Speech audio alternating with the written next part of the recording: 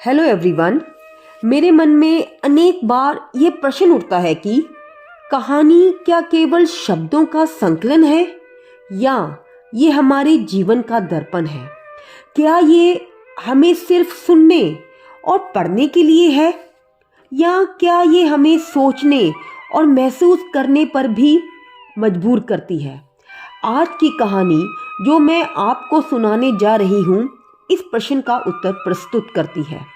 ये कहानी है जयशंकर प्रसाद जी की रचित संदेह, जो केवल शब्दों का जाल नहीं बल्कि हमारे भावात्मक और मानसिक संघर्षों का आईना है। इस कहानी में हम एक ऐसा विषय पाते हैं जो हमारे भीतर के संदेह और विश्वास के द्वंद्व को उजागर करता है।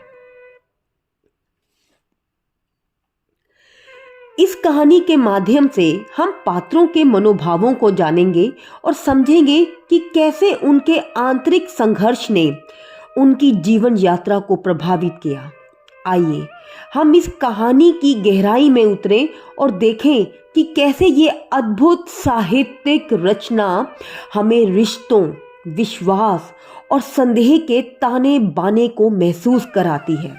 साथ ही मैं ये भी कहना चाहूँगी कि ये कहानी केवल व्यक्ति के आंतरिक द्वंद्व को नहीं बल्कि समाज के संबंधों और मर्यादाओं की गहराई को भी चित्रित करती है। कहानी की शुरुआत राम निहाल के बिखरे सामान को समेटने से होती है।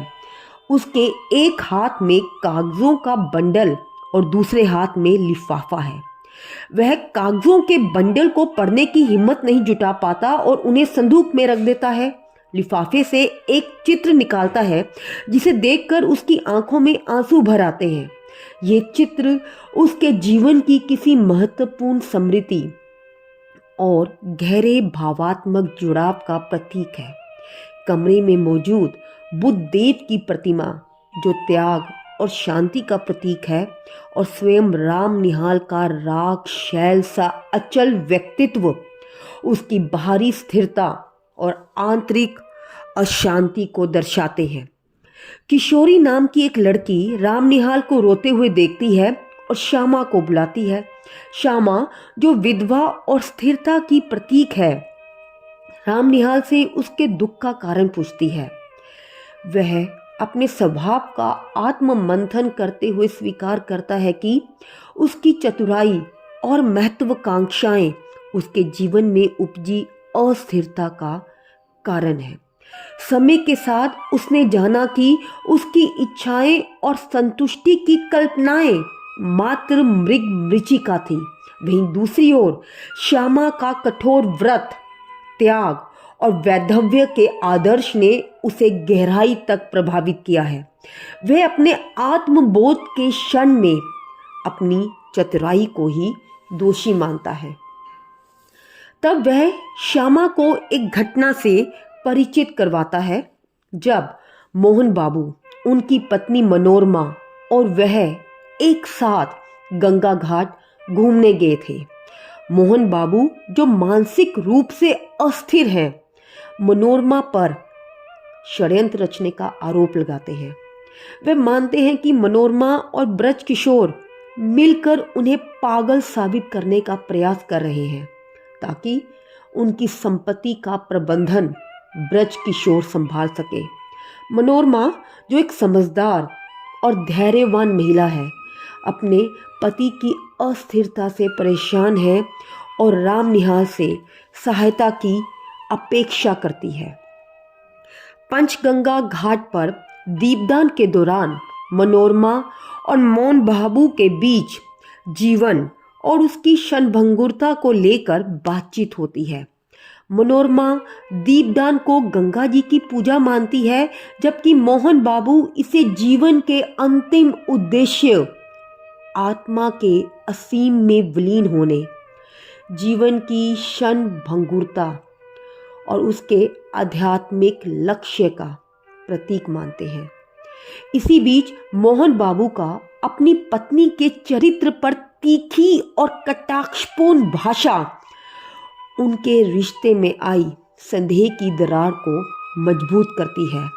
मनोरमा उनकी बातों से आहत होती है और जब मोहन बाबू को अपनी गलती का एहसास होता है तो वे मनोरमा के चरणों में गिरकर क्षमा याचना मांगते हैं।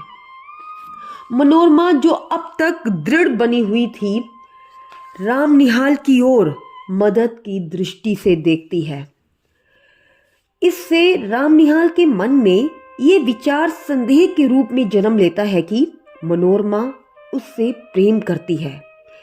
राम निहाल के मन में मनोरमा के प्रति आकर्षण उसकी कोमलता और परिस्थिति से उपजता है, लेकिन इस आकर्षण के साथ साथ उसे ये संदेह भी होता है कि मनोरमा उससे प्रेम करती है। श्यामा इस भ्रम को समझती है और राम निहाल को समझाती है कि मनोरमा दुष्चरित्रा नहीं है, वे केवल दोस्त समझकर उससे सहायता मांग रही है। वह राम निहाल के हाथ से चित्र लेकर देखती है। चित्र स्वयं का देखकर वे आश्चर्य से कहती है, क्या वह उससे प्रेम करने का लड़कपन कर रहा है? वह उसे समझाती है कि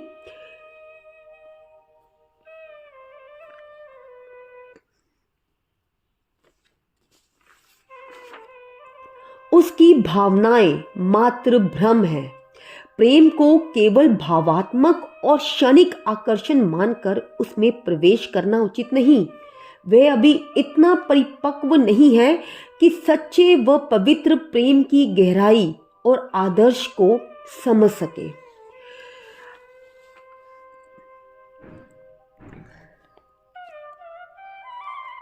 अतः इस समय उसे पटना जाकर मनोरमा की सहायता करनी चाहिए और ब्रज किशोर की चालाकियों से उसे बचाना चाहिए।